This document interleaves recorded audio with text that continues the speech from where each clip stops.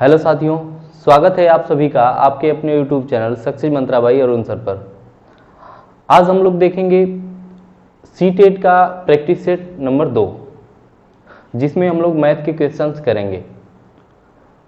ठीक है, तो देखते हैं कैसे क्वेश्चंस लिए गए हैं इस प्रैक्टिस सेट में। ठीक है, चलिए पहला सवाल आपका दे दिया गया कि कौन सी विधि नए प्रकरणों का परिचय देने में उपयोगी है। मतलब नई चीजों का परिचय बताने के लिए कौन सी विधि उपयोगी मानी जाती है। ठीक है, तो जो व्याख्यान विधि है, व्याख्यान विधि वो आपके नए प्रकरणों की व्याख्या करने में या फिर समझाने में उपयोगी मानी जाती है। ठीक है, नाम से यह स्पष्ट है, व्याख्यान विधि मतलब उस चीज की व्याख्या करना। ठीक है, चलिए सही विकल्प का चयन करें। इसमें साधारण ब्याज से फार्मूला दिया है कि साधारण ब्याज बराबर मूलधन गुणा दर गुणा समय, आप तो जानते ही होंगे, है ना। तो इसमें देख रहे हैं कि पहला और दूसरा थोड़ा सा मतलब एक ही दे दिया गया है। ठीक है, तो उस चीज को थोड़ा सा सुधार करेंगे कि साधारण ब्याज बराबर मूलधन गुणा दर गुणा समय बटा 100। ठीक है, अच्छा अगला दे दिया गया कि दी गई संख्या को भिन्न में बदलिए। ठीक है, दी गई संख्या कौन सी संख्या दी गई, तो 0.0001 यही दिया गया ना। इसको भिन्न में बदलना है, क्या करेंगे, इस चीज के नीचे पॉइंट जो लगा है उसके नीचे 1 लिखेंगे और बाकी इधर जितनी भी संख्याएं हैं उनके नीचे 0 लगा दीजिए। ये क्या आ जाएगा, 1/10,000, 1/10,000। बात क्लियर हो गई। चलिए अगला सवाल है कि एक टीम ने 20 खेलों में से 80% खेल जीत लिए, कितने खेल हारे। अब आप एक बात बताइए, टोटल 20 खेल हुए और 20 खेल अपने में तो 100% होंगे। अगर आप 20 का 20 खेल अगर आप जीत लेंगे तो आप कहेंगे कि हम पूरे के पूरे खेल जीत लिए, यानी 100% खेल जीत लिए हमने। यानी हर एक संख्या खुद में 100% होती है। अगर 20 है 20 खेल तो वो भी अपने में 100% होगी। इसका मतलब कि 20 खेलों में से हमने 80% खेल जीत लिए, तो हारे कितने, तो 20%। बाकी जो 20% है, 80% के अलावा बाकी जो 20% है वो हारेंगे, है ना। तो 20 का मतलब गुणा 20% हम लोग हार गए। ठीक है, परसेंट का मतलब बटा 100। कितने खेल हार गए, 4 खेल हार गए। ठीक है, चलिए यदि 5वीं कक्षा का छात्र मोहन 5 + 4 = 20 लिखता है, एक 5वीं कक्षा का छात्र है जो कि 5 + 4 = 20 लिखता है, तो इस चीज से क्या पता चलता है, इस चीज से क्या पता चलता है। पहला कि गणित का ज्ञान नहीं है उसको गणित का ज्ञान नहीं है। इस जोड़ से हम पूरे गणित का अंदाजा तो लगा नहीं सकते उसकी, है ना। फिर कहा है कि जोड़ का ज्ञान नहीं है। हाँ, ये बात तो सही है, उसको जोड़ का ज्ञान नहीं है, पूरी गणित का अंदाजा नहीं लगा सकते, क्योंकि हो सकता है कि उसको जोड़ आ रहा हो और जोड़ नहीं आ रहा हो और गुणा वाला आ रहा हो, है ना। तो पूरी गणित का अंदाजा तो नहीं लगाया जा सकता, लेकिन इससे यह जरूर कहा जा सकता है कि उसको जोड़ नहीं आता है। ठीक है,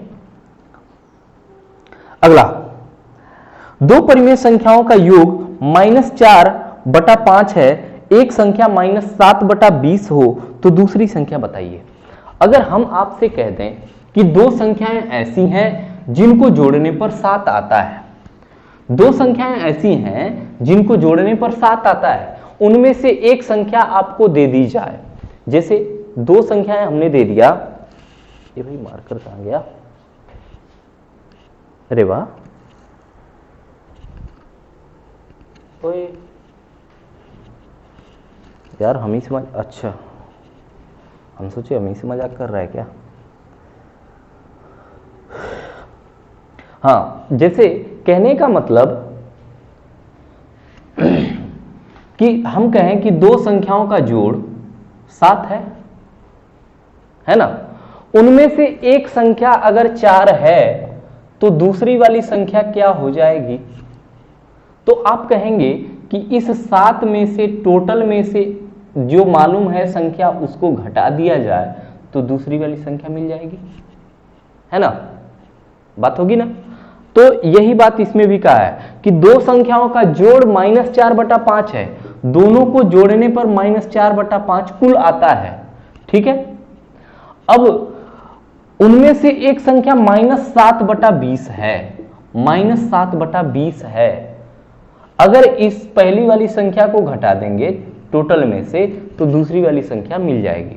घटा दीजिए, -4/5 माइनस और माइनस ये प्लस बन जाएगा 7/20, ठीक है।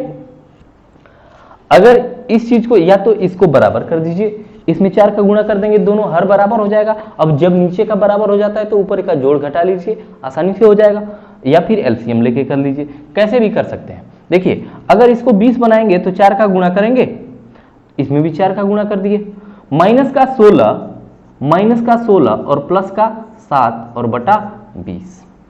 माइनस और प्लस क्या होंगे, घटेंगे, है ना। तो क्या आएगा, -9/20। माइनस क्यों लगा आपको पता होना चाहिए कि जो जोड़ने और घटाने में जो बड़ी वाली संख्या होती है उसी के सामने का साइन लगा दिया जाता है ना। चलिए आगे कह दिया कि यम और यन दो धनात्मक पूर्णांक हैं या धन पूर्णांक हैं। यदि यम के पावर n m के पावर n बराबर 36 हो तो n के पावर m का मान बताना है। m के पावर n करेंगे तो 36 है, तो क्या कह सकते हैं, यम के पावर n बराबर 6 के पावर 2, 6 के पावर 2, 6 6 के 36, है ना। तो यम की वैल्यू यहां से क्या मिल रही है, तुलना करिए, यम की वैल्यू 6 और यन की वैल्यू 2 मिल रही है ना। अब यन की जगह 2 रखना है, यानी 2 और इसके पावर 6, 2 के पावर 6 का मतलब 64, 2 के पावर 6 का मतलब 64, ठीक है। अगला दे दिया कि 64 71 35, 64 71 35, इसमें 7 और 3 के स्थानीय मानों का अंतर बताना है।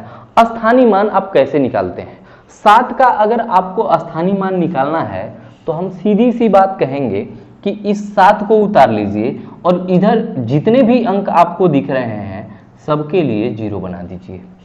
या फिर स्थानीय मान का मतलब क्या होता है, जिस स्थान पे है, मतलब दाहिनी पे होगा तो 10 आएगा, है ना। जैसे 30 का अगर निकालना हो, ये दाहिनी पे है तो 3 और दाहिनी पे है तो 10, 3 गुणा 10 30। सैकड़ा पे है तो 100, तो 100 बनेगा। 1000 पे है तो 7000 बनेगा। 10,000 पे है तो 40,000 बनेगा। ऐसे बात समझ में आ गई। चलिए ये हो गया 1000 पे है, इकाई दहाई सैकड़ा हजार, देखिए 7000 आ गया। या फिर सीधा समझिए कि जिस संख्या का स्थानीय मान निकालना है उसको नीचे लिखिए और बाकी के इधर के जितने भी अंक हैं उनके लिए आप 0 बना दीजिए। और 7 और 3 का स्थानीय मान पूछा है ना, 3 का स्थानीय मान क्या हो जाएगा, 3 लिखेंगे और इसके बाद जितने अंक हैं उसके लिए 0 बना देंगे, है ना। और कहा है कि इनका अंतर बता दीजिए।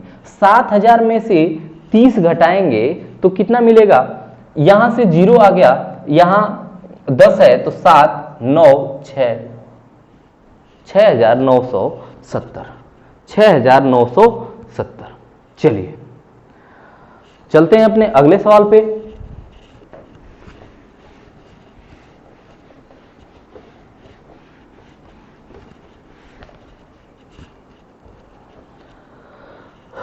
हाँ, अगला सवाल दे दिया गया कि किस राशि पर 8 मास का ब्याज 6.25% वार्षिक दर पर 37.50 रुपए होगा। सीधे से फार्मूला पे ही रख लीजिए। बाकी जब आप लोगों को साधारण ब्याज मतलब कभी पढ़ाएंगे तो उस समय इसको अच्छे से बताया जाएगा कि बिना फार्मूले के कैसे हम लगाएंगे इन चीजों को, केवल सोच के कैसे लगा सकते हैं। ठीक है, अभी फार्मूला का ही यूज कर लीजिए, क्या करना है पता ही है, अभी तो पीछे आया भी था, साधारण ब्याज बराबर मूलधन गुणा दर गुणा समय बटा 100। तो साधारण ब्याज कितना दिया है, साधारण ब्याज बता दिया कि 37.50, 37.50 साधारण ब्याज बराबर मूलधन, मूलधन नहीं दिया है, पूछा है किस राशि पर, यानी मूलधन हमें पता करना है। दर दे दिया 6.25%, तो इसीलिए तो बटा 100 लगाया जाता। गुणा समय कितना दे दिया, ये देखिए वर्ष वार्षिक दिया है, 8 महीना दिया है, तो 8 महीना को अगर वर्ष में बदलना है तो 8/12 कर देंगे, क्योंकि 12 महीने का एक वर्ष होता है ना, बटा 100, बटा 100। अब इधर 100 का जब ये भाग में है, इधर गुणा में आएगा, तो ये 3750 बन जाएगा। अब इस चीज को हम क्या करते हैं कि भाग में थोड़ा लेते आते हैं। देखिए पहले 4 से कटा दीजिए, 4 दूना के 8 और 4 3 12। देखिए अब मूलधन इधर निकालना है, तो हम क्या करेंगे, इस चीज को भाग में लेके आएंगे, 6.25 और गुणा, ये गुणा में है आएगा बटा में, ये 3 ऊपर आ जाएगा। ठीक है, देखिए अगर इसको हल करना है तो हम इस चीज को, पॉइंट को हटा दें, या फिर अपने माइंड में ही मान लें कि ये यहां पे पॉइंट अगर है तो अभी थोड़ा सा इग्नोर करते हैं। ठीक है, 625 से कटाएंगे तो ये कितनी बार में कटेगा, 6 बार में, 6 बार में कटेगा। अब डबल जीरो यहां है, मतलब कि 2 अंक पे यहां दशमलव है, इस चीज को हटाने के लिए 100 का गुणा करेंगे, 100 का गुणा करेंगे तो 100 का गुणा इसमें भी तो कर देंगे, और 100 का गुणा अगर करेंगे तो इसका पॉइंट खपत करने में 100 का गुणा खत्म हो जाएगा। यहां पे 600 लग गया, यानी 600 में पूरी की पूरी भाग यहां से कट जाएगी। अब 2 से कटाएंगे, ये कितना आ जाएगा, 300। तो मूलधन क्या गया, 3 लिखा, 900, 900 रुपया, ये कितना आ गया, क्या आ गया, मूलधन। मूलधन क्या हो जाएगा, तो 900 रुपए। बात समझ में आ रही है।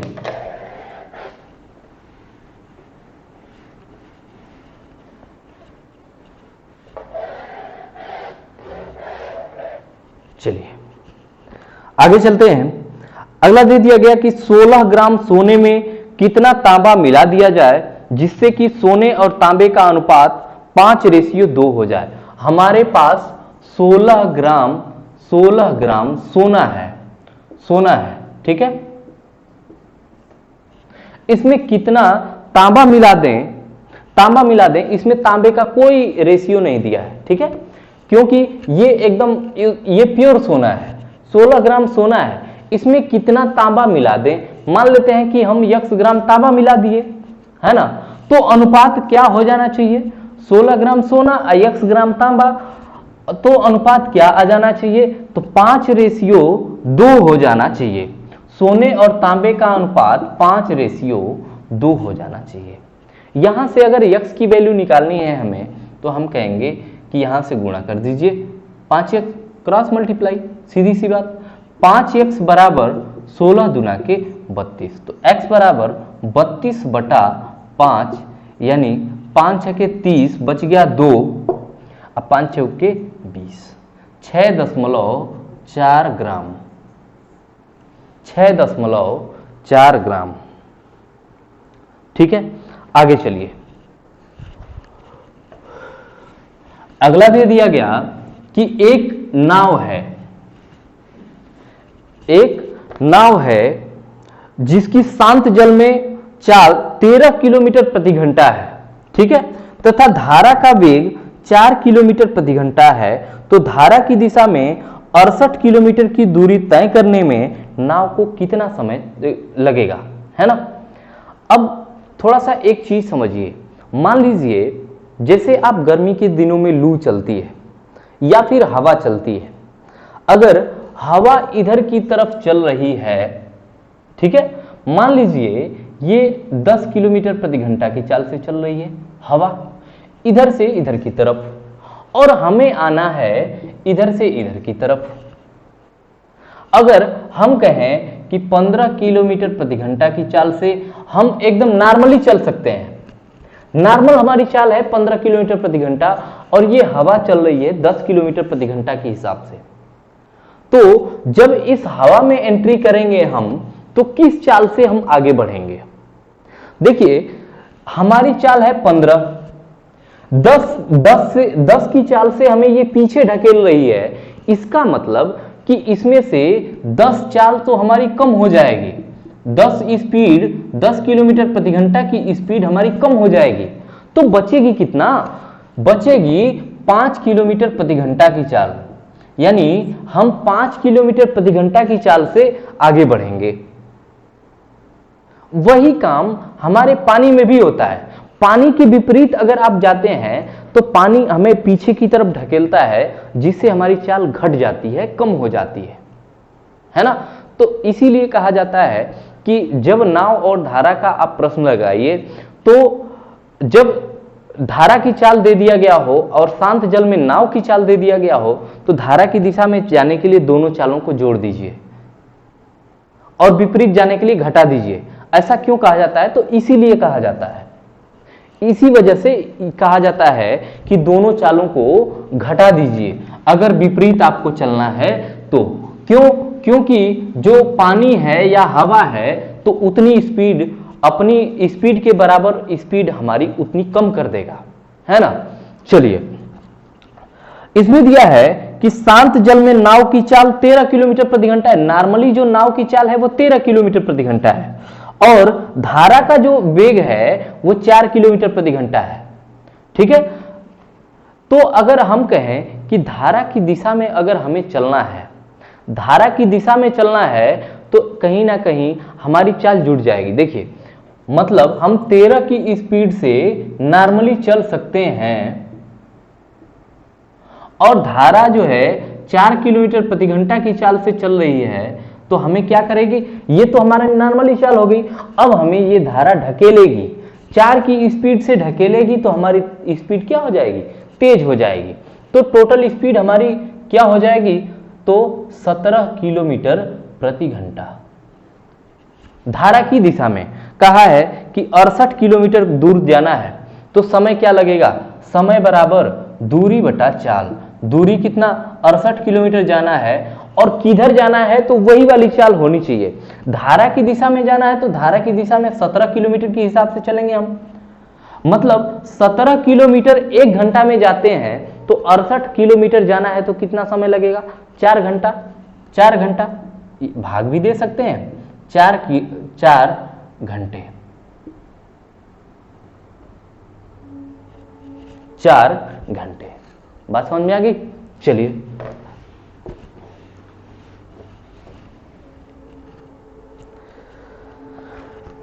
अगला दे दिया गया कि एक वृत्त का क्षेत्रफल 314 सेंटीमीटर स्क्वायर है। अगर पाई का मान 3.14 हो तो वृत्त का व्यास कितना होगा? वृत्त का क्षेत्रफल क्या होता? पाई आर स्क्वायर। इतने की वैल्यू दे दिया 314 सेंटीमीटर स्क्वायर, ठीक है? इसमें आर क्या है? तो आर है त्रिज्या। अगर आर की वैल्यू पता चल जाए, उसका दोगुना कर देंगे, व्यास हो जाएगा। त्रिज्या का दोगुना क्या होता? व्यास। यानी इसकी वैल्यू रखना है 3.14। अब इस चीज को हम उधर भेजेंगे तो ये चीज भाग में चली जाएगी, यानी आर स्क्वायर बराबर 314 बटा 3.14। हम क्या करेंगे? इससे भाग करेंगे तो कितनी बार में भाग कट जाएगी? 100 बार में। आर स्क्वायर की वैल्यू आ गई 100, तो आर की वैल्यू क्या आ जाएगी? 10। आर की वैल्यू क्या आ जाएगी? 10। ये त्रिज्या मिली। त्रिज्या अगर 10 है तो व्यास क्या हो जाएगा? व्यास क्या हो जाएगा? 20 सेंटीमीटर। 20 सेंटीमीटर, है ना? चलिए आगे चलते हैं।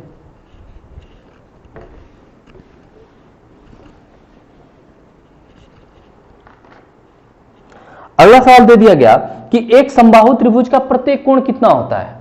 समबाहु त्रिभुज का प्रत्येक कोण कितना होता, तो आपको तो पता ही होगा 60 डिग्री हर एक एंगल उसका होता है। ठीक है, समबाहु त्रिभुज का प्रत्येक कोण 60 डिग्री का होता है। अच्छा, अब फिर एक नाव और धारा से ही एक और क्वेश्चन आ गया। कह रहा है प्रति प्रवाह चल रही एक नौका 30 मिनट में 10 किलोमीटर की दूरी तय करती है और इसी गति से अनुप्रवाह चलते हुए यह 25 मिनट तक, यह दूरी 25 मिनट में तय करती है। ठीक है, नदी की धारा की गति क्या है। ठीक, अगर हम कहें एक वर्ड आया है प्रतिप्रवाह और अनुप्रवाह। प्रतिप्रवाह का मतलब धारा के विपरीत और अनुप्रवाह का मतलब धारा की दिशा में। ठीक है, उसी को थोड़ा सा वर्ड चेंज कर दिया है बस। चलिए, कह रहा है कि प्रतिप्रवाह चल रही एक नौका 30 मिनट में 10 किलोमीटर दूरी चलती है। प्रतिप्रवाह मतलब धारा के विपरीत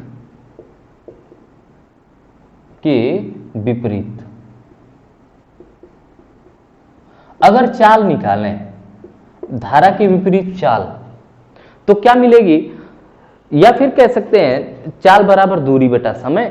चाहे ऐसे समझ सकते हैं कि 1 घंटे में जो व्यक्ति जितनी दूरी तय करता है वही उसकी चाल हो जाती है। अगर 30 मिनट में 10 किलोमीटर जाता है, 30 मिनट का मतलब आधा घंटा है ना, 30 मिनट में 10 किलोमीटर जाता है तो 1 घंटे में यानी 60 मिनट में कितना जाएगा, 20 किलोमीटर जाएगा। यानी 1 घंटे में जितना वो दूरी जा रहा है 20 किलोमीटर, वही हो जाएगी उसकी चाल 20 किलोमीटर प्रति घंटा। या फिर दूसरे हिसाब से कैसे समझ सकते हैं, चाल बराबर दूरी बटा समय। ठीक, तो हमें तो ऐसे पता चल गया कि 20 किलोमीटर प्रति घंटा इसकी चाल हो जाएगी।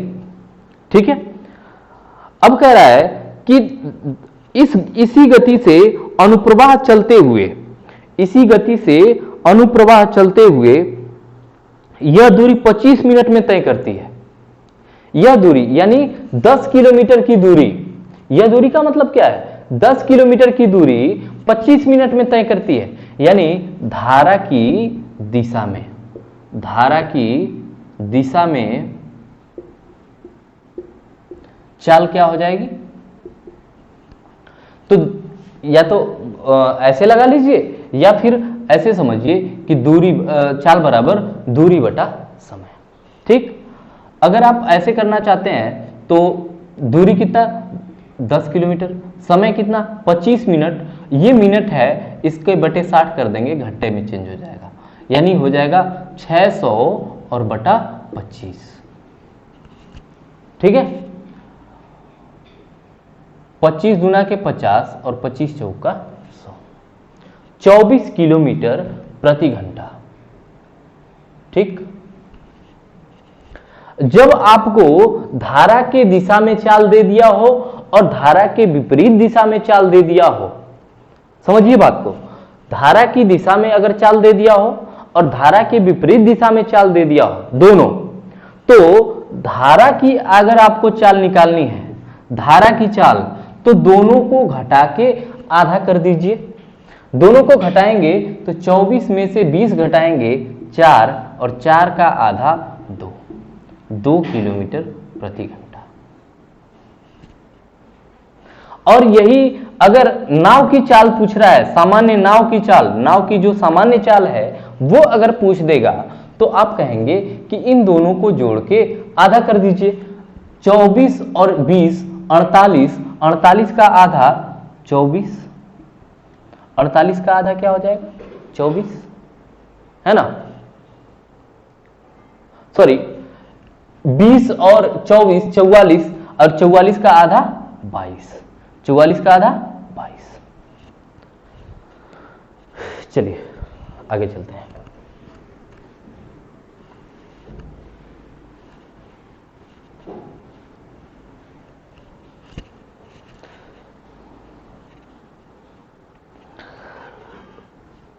अगला दे दिया गया कि सुनीता, विनीता और अनीता एक वृत्ताकार स्टेडियम के गिर्द का मतलब चारों तरफ जॉग करना आरंभ करती हैं। ये अपनी परिक्रमा क्रमशः 36 सेकेंड, 48 सेकेंड और 56 सेकेंड में पूरा कर लेती हैं। कितने सेकेंड बाद ये आरंभिक बिंदु पर एक साथ मिलेंगी? ऐसे सवाल आपको दे दिए जाएं तो सीधा समझिए कि वो आपका लॉस निकालना है। ठीक है, कितने सेकेंड में?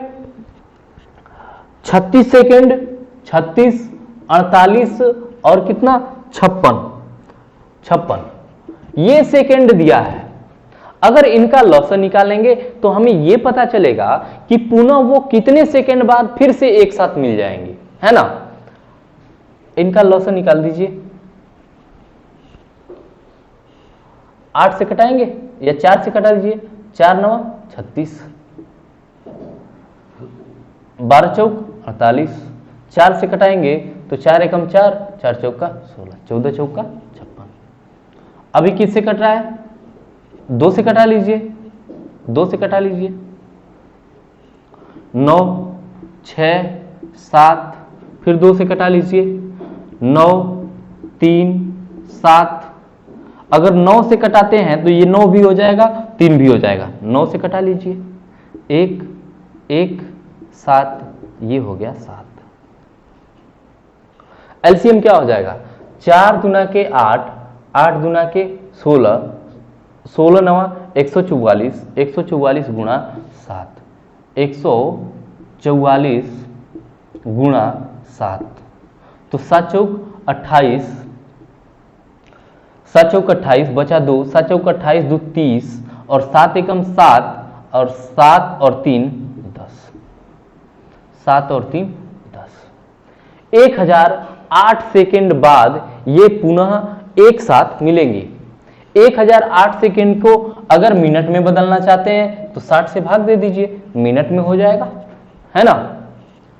चलिए, तो ये चीजें जब भी आपको ऐसे दे दी जाए कि इतने सेकेंड के अंतराल पर, ये इससे घंटी वाला भी सवाल पूछ दिया जाता है कि 3 घंटियां हैं या 3 ट्रैफिक लाइटें हैं जो इतना सेकेंड के अंतराल पर जलती रहती हैं, तो कब जो है वो मतलब एक साथ जलना अगर शुरू करती हैं इस समय पे, तो पुनः कितने सेकेंड बाद वो फिर से एक साथ जलेंगी?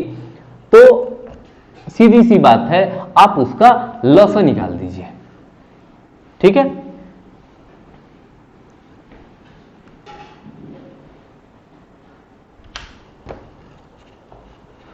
चलिए आगे चलते हैं। अगला सवाल दे दिया गया कि किसी संख्या का 40% दूसरे संख्या के 3/5वें भाग के बराबर है, तो पहली संख्या और दूसरी संख्या का अनुपात बताना है। कह रहा है कि एक संख्या यानी पहली संख्या का 40% का मतलब गुणा 40% का मतलब 40/100। पहली संख्या का 40%, दूसरी संख्या के कितना के बराबर? 3/5 भाग के बराबर, दूसरी का 3/5 के बराबर। अगर इसको कटाएं तो 20 दूना के 40 और 20 पचे 100, 20 दूना के 40 और 20 पचे 100 हो गया। ये 5 इधर भी है इधर भी है, कट जाएगा, है ना। यहां से आया कि फर्स्ट इंटू 2 बराबर सेकेंड इंटू 3, या तो इसको पक्षांतर कर लीजिए या फिर ऐसे समझिए कि फर्स्ट की वैल्यू क्या हो जाएगी? फर्स्ट की वैल्यू क्या हो जाएगी? 3, और सेकेंड की वैल्यू क्या हो जाएगी? 2। तो पूछा है कि दोनों संख्याओं का अनुपात आप बताइए, यानी फर्स्ट रेशियो सेकेंड। ठीक है, तो फर्स्ट की वैल्यू 3 और रेशियो सेकेंड की वैल्यू 2, 3:2। ठीक है, चलिए अगला सवाल दे दिया गया कि ए बी सी डी और ई इन 5 सतत सम संख्याओं का औसत 34 है। ठीक है, 34 है। बी और डी का गुणनफल कितना है? बी और डी का गुणनफल कितना है? ऐसा सवाल तो आपके हमें लगता है कि दूसरे या तीसरे पार्ट में मैथ का जो चल रहा है उसमें दूसरे या तीसरे पार्ट में पढ़ाया गया है। ठीक है, ए, बी, सी, डी और ई तीन सतत सम संख्याएं हैं, है ना। सतत का मतलब क्रमागत या लगातार सम संख्याएं हैं। अगर इनके औसत की बात करें तो औसत जो होगा ठीक बीच वाली संख्या होगी, ठीक बीच वाली संख्या होगी। और बता दिया है कि औसत कितना है, 34 है, 34 है। अगर ये 34 है और ये सतत सम संख्याएं हैं तो 34 के बाद 36, 36 के बाद 38, इससे पहले 32, इससे पहले 30, 30, 32, 34, 36, 38, है ना। तो पूछा क्या है कि बी और डी का गुणनफल आप बताइए, बी और डी। आगे दे दिया गया कि 78, 35 माइनस क्वेश्चन मार्क प्लस 123 गुणा 11 बराबर 6295, 6295 हो तो क्वेश्चन मार्क की जगह कौन सी संख्या आएगी, इसको मान लेते हैं कि ये है यक्स। ठीक, अब हम क्या करेंगे, अगर 7835 माइनस एक्स प्लस 11 के 33 बचा 3, 11 दूना के 22 और 3 25 बचा 2, 11 के 11 और 2 13 बराबर 6295। तो माइनस एक्स की वैल्यू क्या हो जाएगी, माइनस एक्स की वैल्यू क्या बनेगी। अरे यार यहां मतलब 8 आया था ना, 5 3 8, 8 में से 5 गया 3, उसका इकाई अंक 3 आना चाहिए। देखिए अगर इस चीज को हम जोड़ें तो कितना आएगा, सीधा कर लीजिए 6295 माइनस हो जाएगा डायरेक्ट, और जोड़ के उधर लिख दीजिए 5 3 8, फिर 5 3 8, फिर 3 और 8 11, 7 1 8 और 1 9, माइनस का x बराबर माइनस, अब इसमें से घटाइए, घटाएंगे तो हमें ये मिलेगा कि इसमें से इसको घटाना है, तो 8 में से 5 गया 3, फिर 8 में से 9 घटेगा नहीं, तो 18 में से 9 9, यहां बच गया 0, 10 10 में से 2 गया 8, और यहां हो गया 8, 8 में से 6 गया 2, 2893 माइनस से माइनस कट जाएगा, क्या हो जाएगा 2893 यानी 2893। इस चीज को अगर हम चाहते तो इकाई अंक के सहारे भी थोड़ा सा ऑप्शन से चेक कर सकते थे। वो कैसे, तो देखिए अगर इस चीज को हम कहें कि 5 है ना, और इसका इकाई अंक क्या मिला 5 माइनस एक्स प्लस 3 एकम 3 बराबर इसका इकाई अंक 5 हो गया। इकाई अंक केवल निकाल रहे हैं तो जो ऑप्शन होगा उसका इकाई अंक ढूंढ लेंगे हम। माइनस का x या फिर x को उधर लेके जाएंगे तो x बनेगा बराबर 5 3 8 और माइनस का 5, कितना आ जाएगा इकाई अंक, इकाई अंक क्या आना चाहिए 3, जो x होगा उसका इकाई अंक 3 आएगा। यानी ऑप्शन में देख लेंगे जिसका भी इकाई अंक 3 आएगा उसको हम टिक करेंगे। ठीक है, अगर दो ऑप्शन दिया है तो हल कर लीजिए, या फिर एक और तरीका होता है डिजिटल सम, डिजिटल सम उसका बाद में जिक्र किया जाएगा, है ना।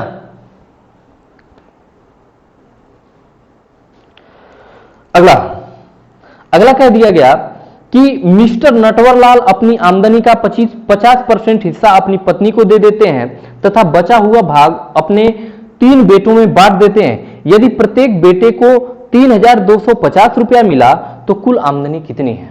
बड़ा ही सिंपल सा सवाल है अगर थोड़ा सा दिमाग लगाएं तो। अब कह रहा है ना कि नटवरलाल जो है वो 50% का मतलब आधा हिस्सा अपनी पत्नी को दे दिए और आधा हिस्सा में 3 लोगों को बांट दिए। अगर तीन लोगों को बांट दिए, अगर तीनों लोगों का पैसा इकट्ठा कर लें तो आधा हिस्सा बन जाएगा ना, आधा का दोगुना कर देंगे तो पूरा हिस्सा निकल जाएगा, है ना। इसका मतलब कि एक बेटे को कितना मिल रहा है, 3250, 3250। अगर एक बेटे को इतना है तो तीन बेटे को तीन गुना मिलेगा, और ये जो मिलेगा ये आधा हिस्सा ही होगा ना, 50% होगा, क्योंकि 50% अपनी पत्नी के देने के बाद इतना बांटा गया है ना। तो ये जो आएगा आधा हिस्सा आएगा, इसका दोगुना कर देंगे पूरी संपत्ति निकल जाएगी। देखिए 0, 5 3 15 और 3 गुना के 6 और 1 7 और 3 लिखा 9, 9750 है ना। 9750 तो ये 50% की वैल्यू बनी ना, आधे की वैल्यू बनी। अगर आधे की वैल्यू इतनी है तो दोगुना कर दीजिए, 0 5 5 10 और 7 7 14 1 15 और 9 9 18 और 1 19, 19,500, 19,500 उसकी आमदनी कितनी है तो 19,500। अगला दे दिया गया कि एक सीरीज है, रीजनिंग का क्वेश्चन है, 3 7 3, 7, 15 और एक खाली स्थान दिया है, एक ही खाली स्थान दिया है, उसके बाद लिखा है 63। इसमें बताइए कौन सी संख्या आएगी। देखिए 3 के बाद इसमें क्या जोड़ा, 4, 4 के बाद क्या जोड़ा, 8, यानी दोगुना जोड़ते जा रहा है। अब 4 जोड़ा तो उसके बाद 8 जोड़ रहा है, 8 के बाद फिर हमें क्या जोड़ना होगा, 16 जोड़ना होगा, है ना। 8 के बाद हम 16 जोड़ दें तो 16 जोड़ देंगे तो 31 आ जाएगा, है ना। 31 आ गया। अब इसमें तो 16 जोड़ दिए, इसको भी चेक कर लें कि सही आ रहा है कि नहीं। तो 16 के बाद 32 जोड़ना होगा, तो 32 जोड़ दीजिए, 2 1 3 3 3 6 आ रहा है ना। चलिए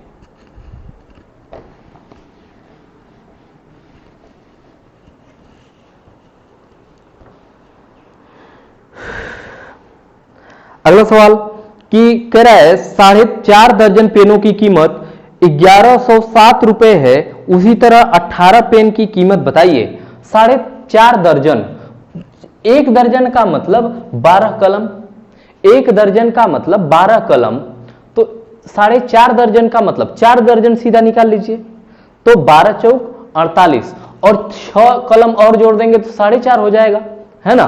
48 और 6 कितना हो जाएगा, 54, यानी 54 कलम का दाम 1107 रुपए है, 1107 रुपए है। तो पूछा है 18 कलम का दाम बताइए। एक कलम का दाम अगर निकालेंगे तो 1107 बटा 54, पूछा है 18 कलम का दाम, तो 18 गुना कर देंगे, 18 3 54, 3 से कटा दीजिए तो 3 लिखा 9, बचा 2 20 हो गया, 3 6 18, फिर बचा 2 27 हो गया, 3 9 27, 369 रुपए, ठीक है, 369 रुपए। अगला सवाल है कि एक नाव की शांत जल में चाल 15 किलोमीटर प्रति घंटा तथा धारा के विपरीत चाल 7 किलोमीटर प्रति घंटा है, तो धारा के अनुकूल चाल क्या होगी, है ना। अब बताइए, कह रहा है कि शांत जल में, जो उसकी शांत जल में यानी कि सामान्य चाल है, शांत जल में चाल कितना है, तो कह रहा है कि 15 किलोमीटर प्रति घंटा, ठीक है। अब नॉर्मल उसकी चाल इतनी है, और धारा के विपरीत जो चाल है वो 7 किलोमीटर प्रति घंटा है। धारा के विपरीत ये है 7 किलोमीटर प्रति घंटा।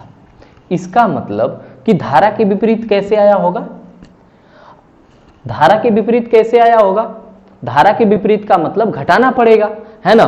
तो घटा के बता दीजिए आप, यानी जो धारा की चाल है उसमें से घटा के, जैसे हम 15 के हिसाब से सामान्य चाल हमारी है, अगर धारा में घुस जाते हैं तो हमारी चाल 7 किलोमीटर प्रति घंटा यानी 8 घट जाती है। तो उसके घटने का कारण क्या है, धारा की चाल ही तो घटने का कारण है, यानी धारा की जो चाल है वही हमें ढकेल रही है, यानी 8 किलोमीटर कम कर दे रही है। इसका मतलब जो धारा की चाल है, धारा की चाल वो 8 किलोमीटर प्रति घंटा होगी। बात समझ में आई? 8 किलोमीटर प्रति घंटा होगी, है ना। तो पूछा है कि धारा के अनुकूल चाल बताइए। धारा के अनुकूल चाल क्या होगी, यानी धारा की दिशा में। धारा की दिशा में आप बताइए, शांत जल में 15 के हिसाब से चल रहा है और धारा की चाल जो है 8 है। तो जब धारा की दिशा में चलेगा तो दोनों जुड़ जाएंगे। तो धारा की दिशा में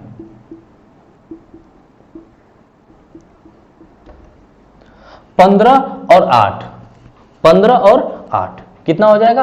23 किलोमीटर प्रति घंटा। 23 किलोमीटर प्रति घंटा। ठीक है, चलिए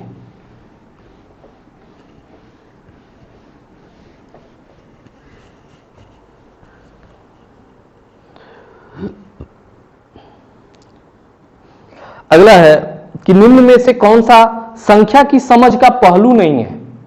संख्याओं की समझ का पहलू कौन सा नहीं है? पंक्तिबद्धता, यानी संख्या की अगर आपको समझ होनी चाहिए तो आप पंक्तिबद्ध कर लेंगे उन संख्याओं को। ठीक है, गणना, गणना भी है। अंक लिखना, संरक्षण, संरक्षण का मतलब क्या है? उसको मतलब कि रिजर्व करना या फिर कह सकते हैं उसको सुरक्षित करना, है ना। तो संरक्षण का संख्या की समझ से कोई लेन देन नहीं है ना। तो संरक्षण इसका ऑप्शन सही हो जाएगा। ठीक है,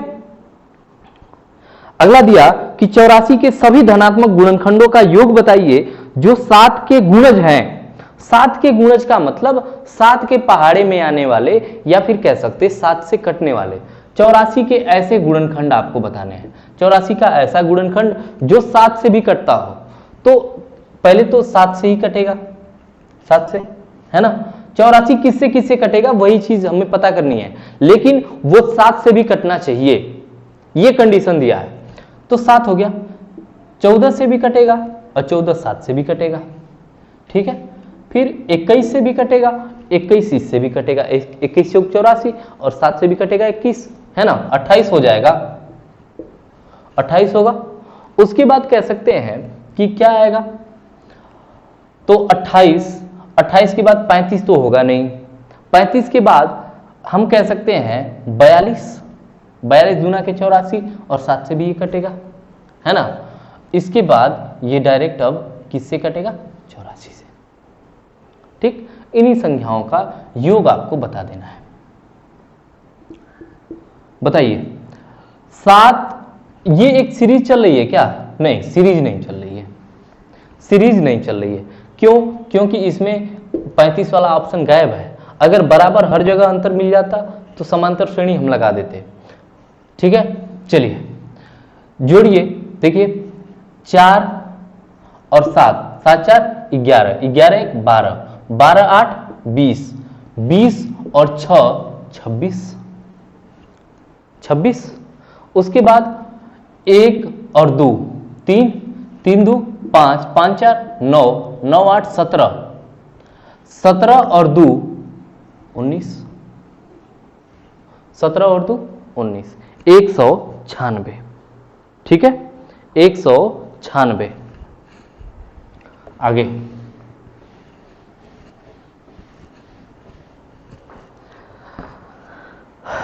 अगला बता दिया कि प्राथमिक स्तर पर गणित की अच्छी पाठ्य पुस्तक की विशेषता बताइए। पूछा है कि प्राथमिक स्तर की जो गणित की पुस्तक है उसके अच्छी होने की विशेषता क्या है, कैसी किताबें अच्छी मानी जाएंगी। ठीक है, तो पहला दिया कि उसमें अवधारणाओं का परिचय संदर्भों द्वारा किया जाना चाहिए। दूसरा, उसमें बहुत सारे अभ्यास होने चाहिए। ऐसा कुछ नहीं होता कि बहुत सारे अभ्यास हो। जब तक उसका बेसिक नॉलेज हम नहीं दिए रहेंगे तो अभ्यास रख के क्या कर लेंगे, है ना। फिर आकर्षक और रंगीन, इससे तो कोई मतलब ही नहीं है। मोटी और बड़ी, इससे भी कोई मतलब नहीं। तो पहला ऑप्शन हमारा सही है। इसमें अवधारणाओं को का जो परिचय है वो संदर्भों द्वारा किया जाना चाहिए। ठीक है, अगला दे दिया कि लकड़ी के बक्सों में 10,290 पुस्तकों को पैक करना है। यदि एक बक्से में 98 पुस्तकें पैक हो जाती हैं और एक बक्से का मूल्य 518 रुपए है, तो पैक करने में बक्सों का कुल मूल्य क्या होगा?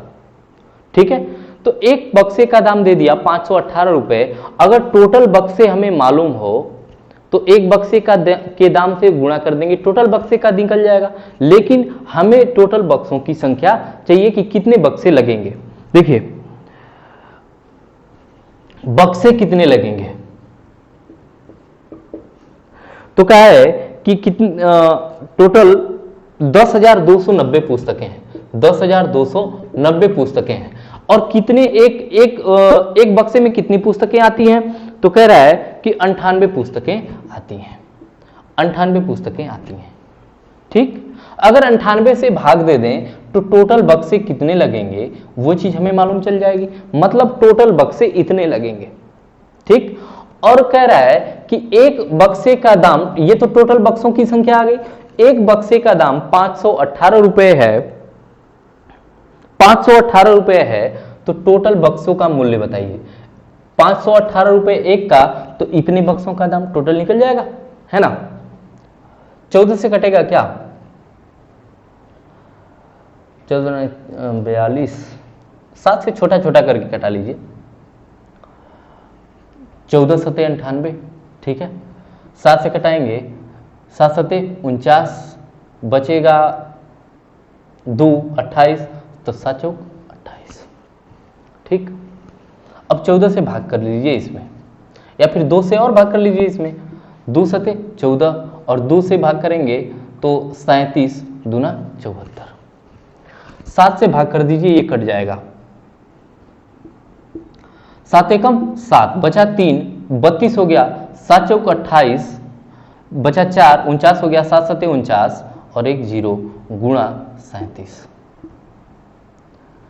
और जब इसका गुणा करेंगे तो देखिए 147 गुणा 37 और एक 0 लगा दीजिएगा, 7 सते 49, 4 बचा, 7 चौक 28, 7 चौक 28, 28 और 4 32, बचा 3 और 7 एकम 7 और 3 10, 3 सते 21, 3 चौका 12, 12 दू 14, 3 सते 21 2 और 3 चौका 12, 2 14 और 3 एकम 3 और एक 4, कितना आ जाएगा, तो 9 3 4 और 5, यानी आ जाएगा 5439 और एक 0 भी लगाना है, 5439 और एक 0 यानी 54,390 रुपये।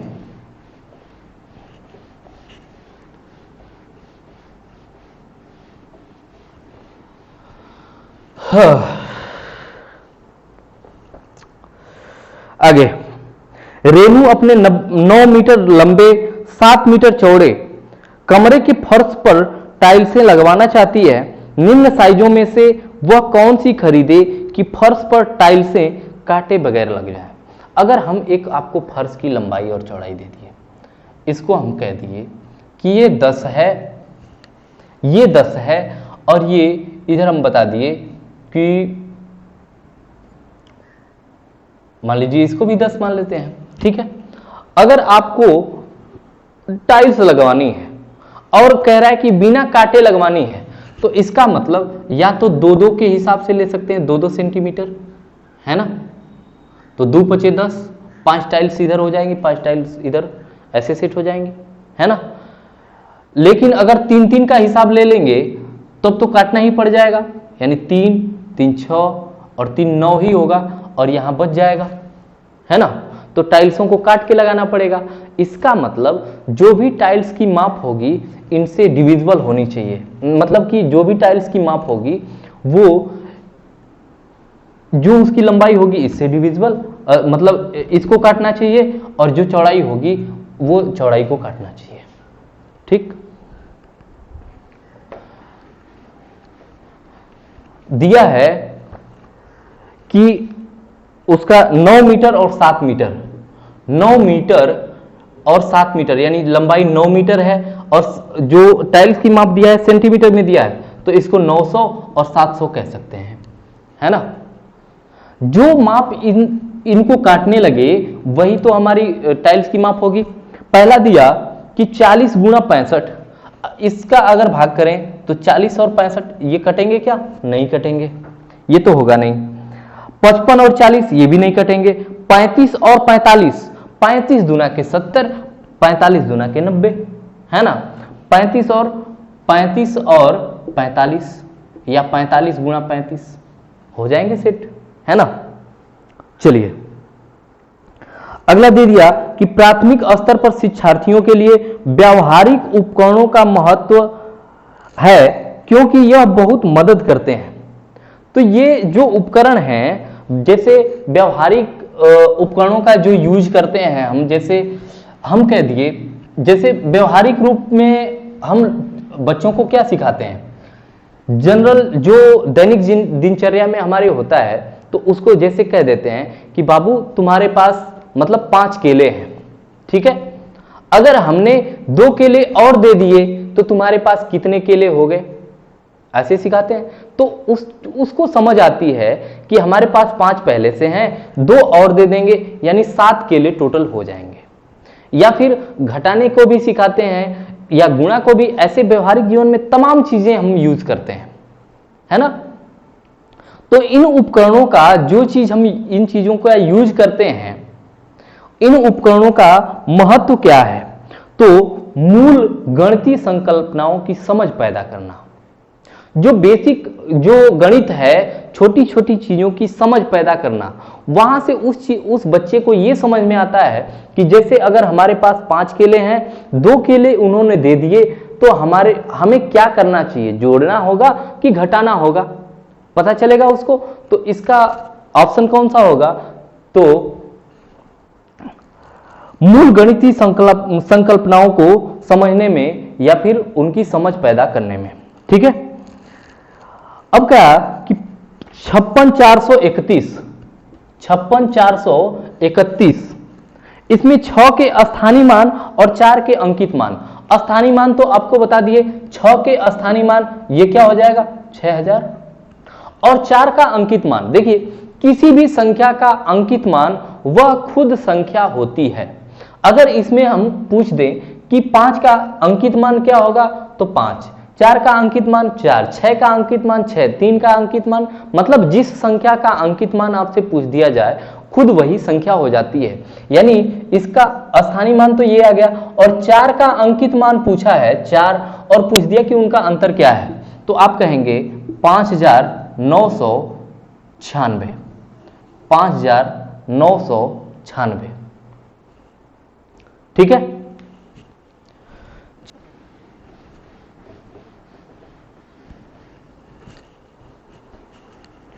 अगला है कि किसी आयत की लंबाई 80 सेंटीमीटर परिमाप वाले एक वर्ग की भुजा की दोगुनी है ना। एक वर्ग है और एक आयत है, तो कह रहा है ना कि किसी आयत की जो लंबाई है वो 80 सेंटीमीटर परिमाप वाले, इसका परिमाप 80 है। परिमाप का मतलब 4 गुणा भुजा करने पर 80 आता है। 4 इंटू साइड बराबर, यही तो परिमाप होता ना, बराबर 80 दे दिया, तो 4 से कटाएंगे तो 20 चौका 80, यानी साइड की वैल्यू क्या आ गई 20। साइड की वैल्यू क्या आ गई 20, ये आ गई 20। तो कहा है कि किसी आयत की लंबाई 80 सेंटीमीटर परिमाप वाले एक वर्ग की भुजा की दोगुनी है। तो वर्ग की भुजा तो 20, अब 20 का दोगुना है ना ये, यानी ये कितनी हो जाएगी 40, ठीक है। यदि आयत की चौड़ाई 20 सेंटीमीटर हो, आयत की जो चौड़ाई है वो 20 सेंटीमीटर है, ठीक।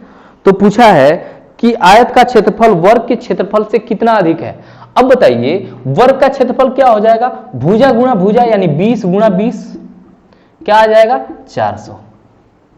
इसका क्षेत्रफल अगर निकालें तो लंबाई गुणा चौड़ाई, यानी 40 गुणा 20 800।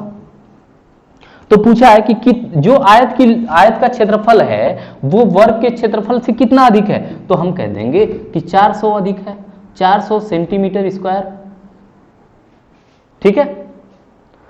चलिए, तो ये थे आपके आज के प्रैक्टिस सेट के कुछ क्वेश्चंस, जिसको आपको अच्छे तरीके से सॉल्व कराया गया, अच्छे तरीके से समझाया गया। आपको ये प्रैक्टिस सेट कैसा लगा आप हमें जरूर बताएं। और तो मिलते हैं अगले वीडियो में, तब तक के लिए best of luck and thank you.